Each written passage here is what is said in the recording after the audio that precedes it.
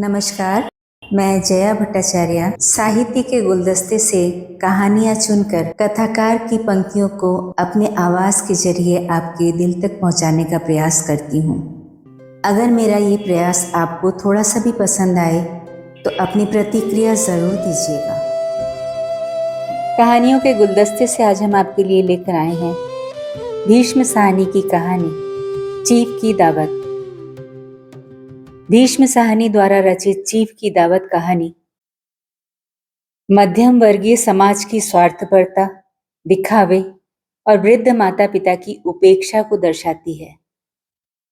तो आइए सुनते हैं कहानी चीफ की दावत।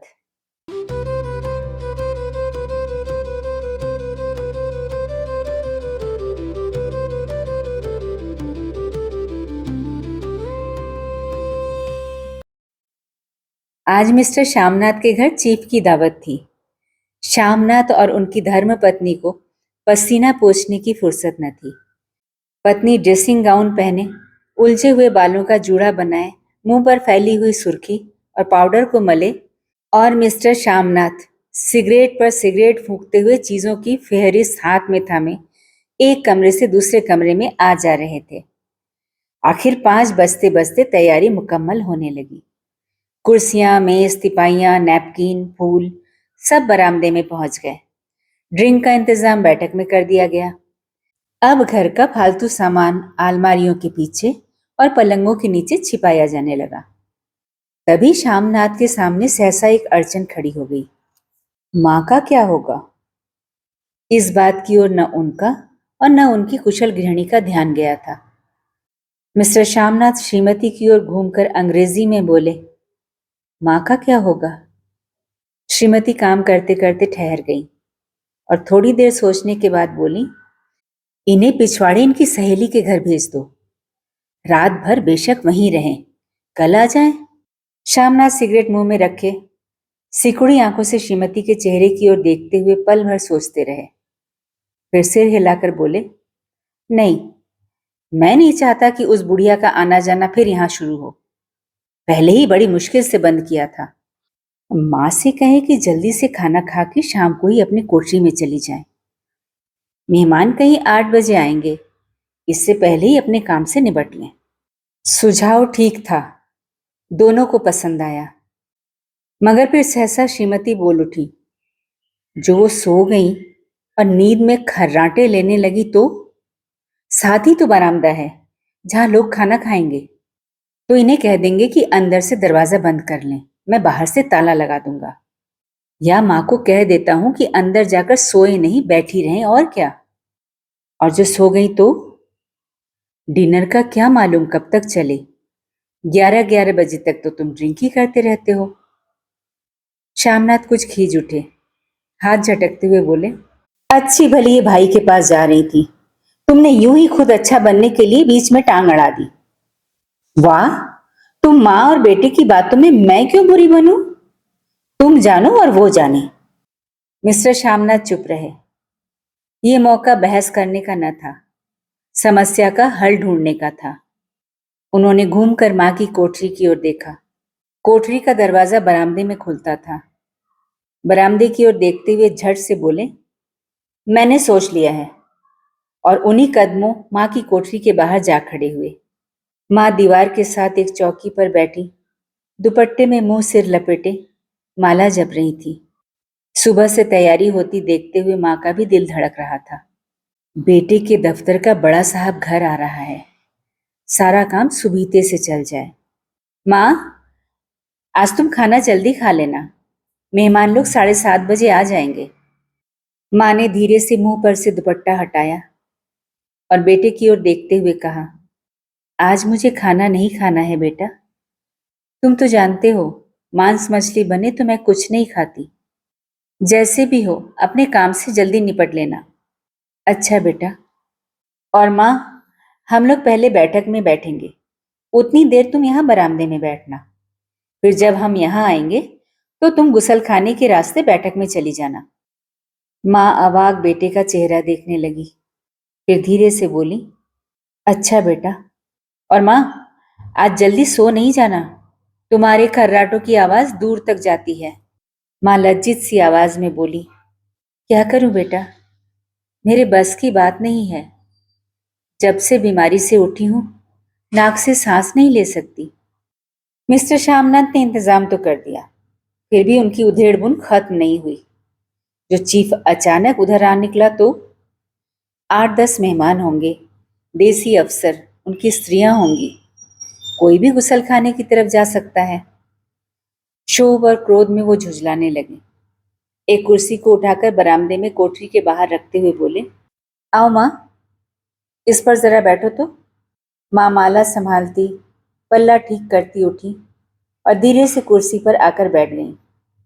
यूं नहीं माँ, टांगे ऊपर चढ़ाकर नहीं बैठते, ये खाट नहीं है। माँ ने टांगे नीचे उतार ली।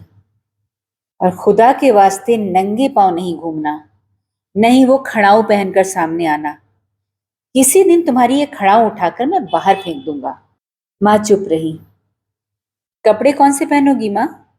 जो है वही पहनूंगी बेटा, जो कहो पहन लूं।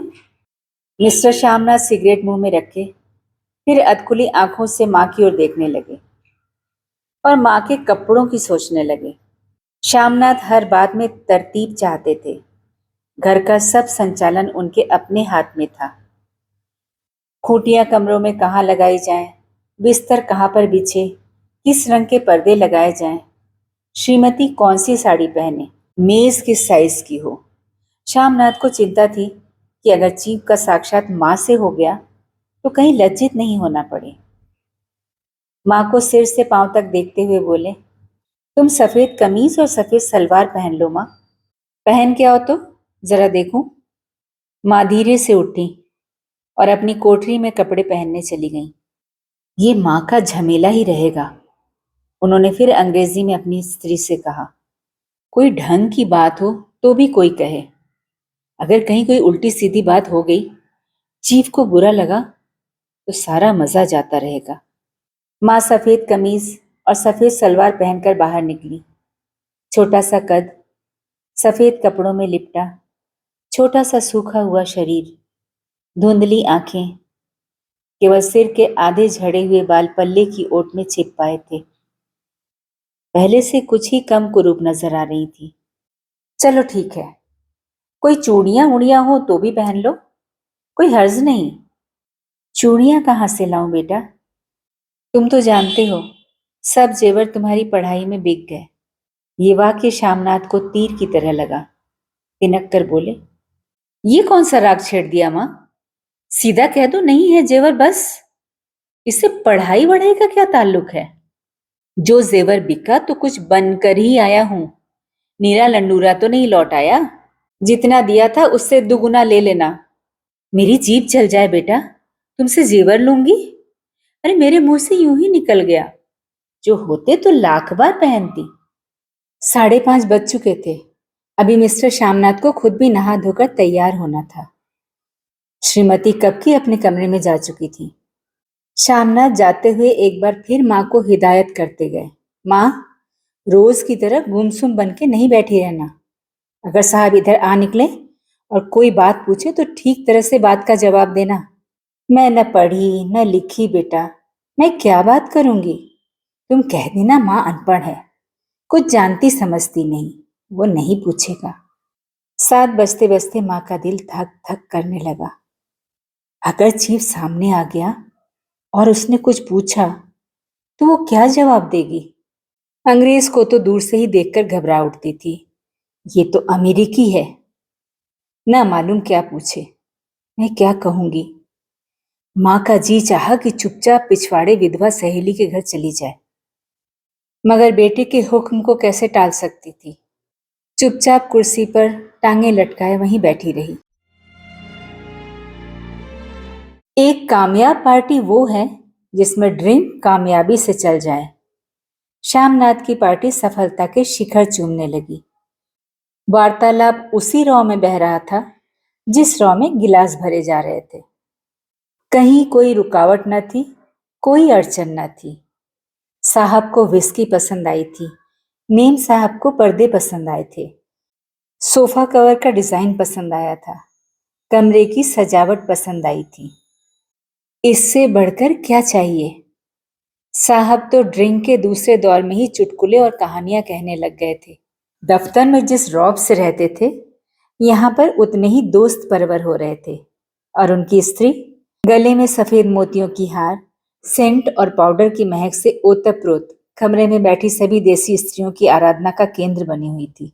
बात बात पर हंसती, बात बात पर सिर हिलाती और श्यामनाथ की स्त्री से तो ऐसे बात कर रही थी जैसे उनकी पुरानी सहेली हो। और इसी रौ में पीते पिलाते 10:30 बज गए। वक्त गुजरते पता ही न चला। आखिर सब लोग अपने अपने गिलासों में से आखिरी घूंट पीकर खाना खाने के लिए उठे और बैठक से बाहर निकले। आगे आगे श्यामनाथ रास्ता दिखाते हुए, पीछे चीफ और दूसरे मेहमान। बरामदे में पहुंचते ही श्यामनाथ सहसा ठिठक गए। जो दृश्य उन्होंने देखा उससे उनकी टांगें लड़खड़ा गईं और क्षण भर के लिए सारा नशा हिरन होने लगा। बरामदे में ऐन कोठरी के बाहर माँ अपनी कुर्सी पर ज्यों की त्यों बैठी थी, मगर दोनों पांव कुर्सी की सीट पर रखे हुए और सिर दाएं से बाएं और बाएं से दाएं झूल रहा था और मुंह से लगातार गहरे खर्राटे की आवाजें आ रही थी। जब सिर कुछ देर के लिए टेढ़ा होकर एक तरफ को थम जाता तो खर्राटे और भी गहरे हो उठते और फिर जब झटके से नींद टूटती तो सिर फिर दाएं से बाएं झूलने लगता। पल्ला सिर पर से खिसक आया था और माँ के झरे हुए बाल आधे गंजे सिर पर अस्त व्यस्त बिखर रहे थे। देखते ही श्यामनाथ क्रुद्ध हो उठे। जी चाहा कि माँ को धक्का देकर उठा दें और उन्हें कोठरी में धकेल दें, मगर ऐसा करना संभव न था। चीफ और बाकी मेहमान पास खड़े थे। माँ को देखते ही देसी अफसरों की कुछ स्त्रियां हंस दी कि इतने में ही चीफ ने धीरे से कहा, पुअर डियर। माँ हड़बड़ा के उठ बैठी। सामने खड़े इतने लोगों को देखकर ऐसी घबराई कि कुछ कहते न बना। झट से पल्ला सिर पर रखती हुई खड़ी हो गई और जमीन को देखने लगी। उनके पांव लड़खड़ाने लगे और हाथों की उंगलियां थर थर कांपने लगी। माँ, तुम जाके सो जाओ। तुम क्यों इतनी देर तक जाग रही थी? और खिसियाई हुई नजरों से श्यामनाथ चीफ के मुंह की ओर देखने लगे। चीफ के चेहरे पर मुस्कुराहट थी। वो यहीं खड़े खड़े बोले, नमस्ते। माँ ने झिझकते हुए अपने में सिमटते हुए दोनों हाथ जोड़े, मगर एक हाथ दुपट्टे के अंदर माला को पकड़े हुए था, दूसरा बाहर। ठीक तरह से नमस्ते भी न कर पाई। श्यामनाथ इस पर भी खिन्न हो उठे।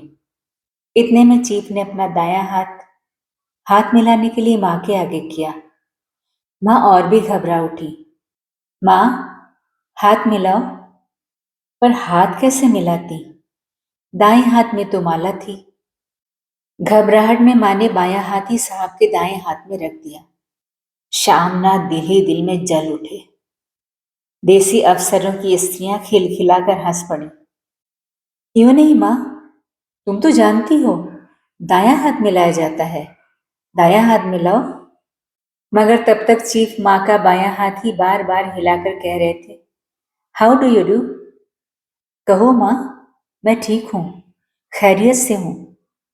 माँ कुछ बड़बड़ाई। माँ कहती है मैं ठीक हूं, कहो माँ, हाउ डू यू डू? माँ धीरे से सकुचाते हुए बोली, हाउ डू डू। एक बार फिर कह कहा उठा। वातावरण हल्का होने लगा। साहब ने स्थिति संभाल ली थी। लोग हंसने चहकने लगे थे। श्यामनाथ के मन का क्षोभ भी कुछ कुछ कम होने लगा था। साहब अपने हाथ में माँ का हाथ अब भी पकड़े हुए थे और माँ सिकुड़ी जा रही थी।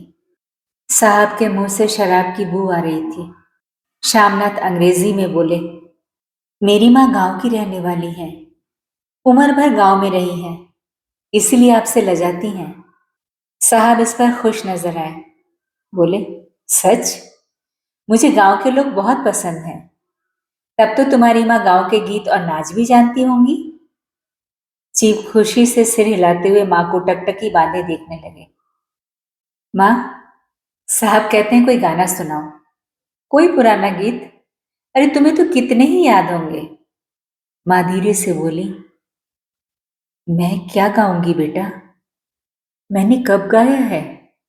वाह माँ, मेहमान का कहा भी कोई टालता है। साहब ने इतना रीझ से कहा है, नहीं गाओगी तो साहब बुरा मानेंगे। मैं क्या गाऊं बेटा, मुझे क्या आता है। वाह, अरे कोई बढ़िया टप्पे सुना दो, दो पत्तर अनारा दे। देसी अफसर और उनकी स्त्रियों ने इस सुझाव पर तालियां पीटी। माँ कभी दीन दृष्टि से बेटे के चेहरे को देखती, कभी पास खड़ी बहू के चेहरे को। इतने में बेटे ने गंभीर आदेश भरे लिहाज में कहा, माँ, इसके बाद हाँ या ना सवाल ही न उठता था। माँ बैठ गई और क्षीण, दुर्बल, लरजती आवाज में एक पुराना विवाह गीत गाने लगी। हरियाणी माए, हरियाणी भैणे, हरिया ते भागी भरिया हैं। देसी स्त्रियां खिलखिला के हंस उठी। तीन पंक्तियां गा के मां चुप हो गई। बरामदा तालियों से गूंज उठा। साहब तालियां पीटना बंद ही न करते थे। श्यामनाथ की खींच प्रसन्नता और गर्व में बदल उठी। मां ने पार्टी में नया रंग भर दिया था। तालियां थमने पर साहब बोले, पंजाब के गांवों की दस्तकारी क्या है। श्यामनाथ खुशी में झूम रहे थे। बोले, हो बहुत खुश साहब, मैं आपको एक सेट उन चीजों का भेंट करूंगा, आप उन्हें देखकर खुश होंगे। मगर साहब ने सिर हिलाकर अंग्रेजी में फिर पूछा, नहीं, मैं दुकानों की चीज नहीं मांगता। पंजाबियों के घरों में क्या बनता है, औरतें खुद क्या बनाती हैं। श्यामनाथ कुछ सोचते हुए बोले, लड़कियां गुड़िया बनाती हैं और फुलकारियां बनाती हैं। फुलकारी क्या। श्यामनाथ फुलकारी का मतलब समझाने की असफल चेष्टा करने के बाद मां को बोले, क्यों मां, कोई पुरानी फुलकारी घर में है। मां चुपचाप अंदर गई और अपनी पुरानी फुलकारी उठा लाई। साहब बड़ी रुचि से फुलकारी देखने लगे। पुरानी फुलकारी थी, जगह जगह से उसके तागे टूट रहे थे और कपड़ा फटने लगा था। साहब की रुचि देखकर श्यामनाथ बोले, ये फटी हुई है साहब, मैं आपको नई बनवा दूंगा। मां बना देंगी। क्यों मां। मां, साहब को फुलकारी बहुत पसंद है, इन्हें ऐसी ही एक फुलकारी बना दोगी ना। मां चुप रही, फिर डरते डरते धीरे से बोली, अब मेरी नजर कहाँ है बेटा, बूढ़ी आंखें क्या देखेंगी। मगर मां का वाक्य बीच में ही तोड़ते हुए श्यामनाथ साहब को बोले, वो जरूर बना देंगी, आप उसे देखकर खुश होंगे। साहब ने सिर हिलाया, धन्यवाद किया और हल्के हल्के झूमते हुए खाने की मेज की ओर बढ़ गए। बाकी मेहमान भी उनके पीछे पीछे हो लिए। जब मेहमान बैठ गए और मां पर से सबकी आंखें हट गई, तो मां धीरे से कुर्सी पर से उठी और सबसे नजरें बचाती हुई अपनी कोठरी में चली गई।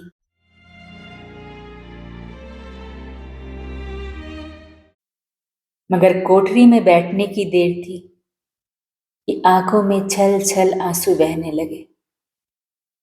वो दुपट्टे से बार बार उन्हें पोंछती, पर वो बार बार उमड़ आते, जैसे बरसों का बांध तोड़कर उमड़ आए हों।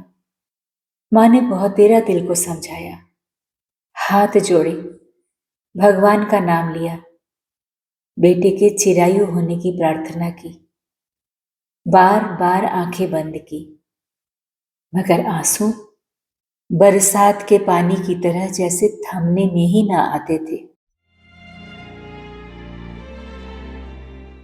आधी रात का वक्त होगा। मेहमान खाना खाकर एक एक करके जा चुके थे। मां दीवार से सटकर बैठी आंखें फाड़े दीवार को देखे जा रही थी। घर के वातावरण में तनाव ढीला पड़ चुका था। मोहल्ले की निस्तब्धता श्यामनाथ के घर भी छा चुकी थी। केवल रसोई में प्लेटों के खनकने की आवाज आ रही थी। तभी सहसा मां की कोठरी का दरवाजा जोर से खटकने लगा। मां, दरवाजा खोलो। मां का दिल बैठ गया। हड़बड़ा कर उठ बैठी। क्या मुझसे फिर कोई भूल हो गई। मां कितनी देर से अपने आप को कोस रही थी। कि क्यों उन्हें नींद आ गई, क्यों वो ऊबने लगी। क्या बेटे ने अभी तक क्षमा नहीं किया? माँ उठी और कांपते हाथों से दरवाजा खोल दिया। दरवाजा खुलते ही श्यामनाथ झूमते हुए आगे बढ़ाए और माँ को आलिंगन में भर लिया। ओ मम्मी, तुमने तो आज रंग ला दिया। साहब तुमसे इतना खुश हुआ कि क्या कहूं। हो मम्मी, मम्मी। माँ की छोटी सी काया सिमट कर बेटे के आलिंगन में छिप गई। माँ की आंखों में फिर आंसू आ गए। उन्हें पोंछती हुई धीरे से बोली, बेटा तुम मुझे हरिद्वार भेज दो, मैं कब से कह रही हूं। श्यामनाथ का झूमना सहसा बंद हो गया और उनकी पेशानी पर फिर तनाव के बल पड़ने लगे। उनकी बाहें माँ के शरीर पर से हट आईं। क्या कहा माँ? ये कौन सा राग तुमने फिर छेड़ दिया? श्यामनाथ का क्रोध बढ़ने लगा था। बोलते गए, तुम मुझे बदनाम करना चाहती हो ताकि दुनिया कहे कि बेटा माँ को अपने पास नहीं रख सकता। नहीं बेटा, अब तुम अपनी बहू के साथ जैसा मन चाहे रहो। मैंने अपना खा पहन लिया, अब यहां क्या करूंगी। जो थोड़े दिन जिंदगानी के बाकी हैं, भगवान का नाम लूंगी। तुम मुझे हरिद्वार भेज दो। तुम चली जाओगी तो फुलकारी कौन बनाएगा? साहब से तुम्हारे सामने ही फुलकारी देने का इकरार किया है। मेरी आंखें अब नहीं है बेटा जो फुलकारी बना सकूं। तुम कहीं और से बनवा लो, बनी बनाई ले लो। माँ, तुम मुझे धोखा दे के यूं चली जाओगी? मेरा बनता काम बिगाड़ोगी? जानती नहीं, साहब खुश होगा तो मुझे तरक्की मिलेगी। माँ चुप हो गई, फिर बेटे के मुंह की ओर देखती हुई बोली, क्या तेरी तरक्की होगी? क्या साहब तेरी तरक्की कर देगा? क्या उसने कुछ कहा है? कहा नहीं, मगर देखती नहीं कितना खुश गया है। कहता था जब तेरी माँ फुलकारी बनाना शुरू करेंगी तो मैं देखने आऊंगा कि कैसे बनाती हैं। जो साहब खुश हो गया तो मुझे इससे बड़ी नौकरी भी मिल सकती है। मैं बड़ा अफसर बन सकता हूं। माँ के चेहरे का रंग बदलने लगा। धीरे धीरे उनका झुर्रियों भरा मुंह खिलने लगा। आंखों में हल्की हल्की चमक आने लगी। तो तेरी तरक्की होगी बेटा, तरक्की यूं ही हो जाएगी। साहब को खुश रखूंगा तो कुछ करेगा, वरना उसकी खिदमत करने वाले और थोड़े हैं। तो मैं बना दूंगी बेटा, जैसे बन पड़ेगा वैसे बना दूंगी। और माँ दिल ही दिल में फिर बेटे के उज्जवल भविष्य की कामनाएं करने लगी। और मिस्टर श्यामनाथ, अब सो जाओ माँ, कहते हुए तनिक लड़खड़ाते हुए अपने कमरे की ओर घूम गए।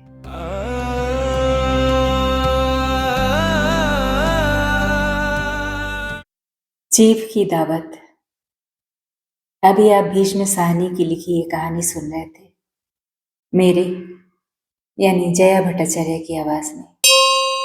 ये कहानी अगर एक पल के लिए भी आपको कुछ सोचने के लिए मजबूर करती है तो अपनी प्रतिक्रिया जरूर दीजिएगा। आपकी प्रतिक्रिया हमारे लिए बहुमूल्य है।